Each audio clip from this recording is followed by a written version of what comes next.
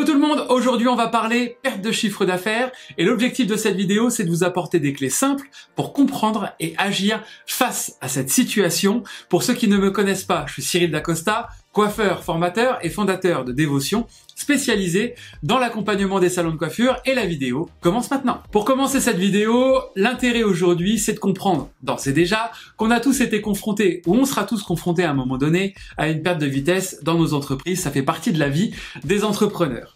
Maintenant l'idée aujourd'hui c'est de vous apporter des clés simples pour qu'on puisse agir et surtout réagir face à ça intelligemment, c'est-à-dire sans paniquer et procéder parfois à de mauvais choix qui ne seront pas judicieux. Donc l'idée, c'est de vous apporter des clés simples, des axes concrets que vous allez devoir analyser pour comprendre d'où vient la problématique. Et comme je le dis souvent, pour vraiment agir efficacement, il faut déjà comprendre d'où vient le problème. Une fois qu'on a compris, on agit, et si on agit, il y a de fortes chances qu'on réussisse, et c'est également la baseline de Dévotion. Aujourd'hui, quand on ouvre son logiciel de caisse, la première chose qu'on regarde, c'est son chiffre d'affaires global ou total.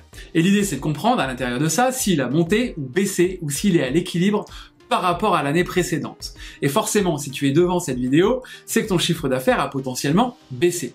En tout cas, moi là où je veux en venir aujourd'hui, c'est que ce chiffre d'affaires n'est qu'une photo. Moi, ce qui m'intéresse, c'est l'histoire qu'il y a derrière et c'est de quoi il est composé. Si on prend l'exemple d'un salon de coiffure mixte, il est composé du chiffre d'affaires homme, femme et revente. Et aujourd'hui, c'est ces trois axes-là qu'on va aller analyser sur un salon mixte pour comprendre cette baisse de chiffre d'affaires, où est-ce qu'elle est impactée. Est-ce que c'est une baisse chez les hommes, chez la femme ou chez la revente? Ça va être la première analyse et on peut le dupliquer s'il y a de l'esthétique ou c'est un salon uniquement homme. Dans l'hypothèse où tu as un salon mixte, on a donc ces trois axes, les hommes, les femmes et la revente, qu'on va aller analyser. À l'intérieur de ces trois axes, si on prend juste la femme, mais ça va se dupliquer après sur les autres, on a trois indicateurs principaux et c'est ceux qu'on va creuser aujourd'hui. Le premier, c'est bien sûr le chiffre d'affaires. On voit si ton chiffre d'affaires femme, il a baissé ou augmenté. Ensuite, on va aller voir si ton nombre de visites a baissé ou augmenté. Et ensuite, on va aller voir si ta fiche moyenne a baissé ou augmenté. C'est vraiment sur ces trois indicateurs-là que tu vas te baser pour faire ton analyse. Si tu as une perte de visites, potentiellement tu as un problème de fidélisation ou un espacement des visites ou un manque de nouveaux clients. Et donc, c'est un axe à travailler.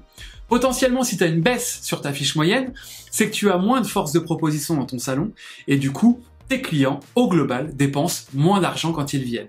Et ça peut être un problème de motivation auprès de tes collaborateurs ou tout simplement un axe qui n'est pas cultivé ou un manque de personnalisation dans les services. Cette analyse, je vais t'inviter à la voir sur les trois axes ou quatre selon le type de salon que tu as, les hommes, les femmes, la revente, l'esthétique, et de comprendre, tiens, sur chaque axe, qu'est-ce qui a baissé?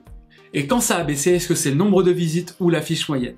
Déjà là, tu auras une petite idée de ce sur quoi tu dois appuyer. Ce qui est fondamental dans l'analyse de ces chiffres, c'est aussi ta communication que tu auras derrière auprès de ton équipe. Tu pourras l'orienter soit sur la fidélisation, se dire aujourd'hui attention, on perd des clients donc il faut vraiment qu'on se remobilise là-dessus, soit il y a moins de propositions, moins de développement dans ton salon et là pareil, tu pourras réorienter ta stratégie managériale auprès de tes collaborateurs et de toi-même pour te dire bah tiens, peut-être qu'aujourd'hui on est moins force de proposition avec nos clients et c'est là où tu vas travailler. L'idée à travers ça, c'est de gagner en précision et en pertinence auprès de ton équipe et de tes clients pour aller travailler sur cet axe qui est en train de faiblir et cette baisse de chiffre d'affaires. Enfin, l'élément qui est fondamental, c'est après avoir eu cette partie d'analyse où tu as pu comprendre ce qui va et ce qui va pas dans ton salon, c'est d'avoir une stratégie mise en place auprès de tes clients et de ton équipe.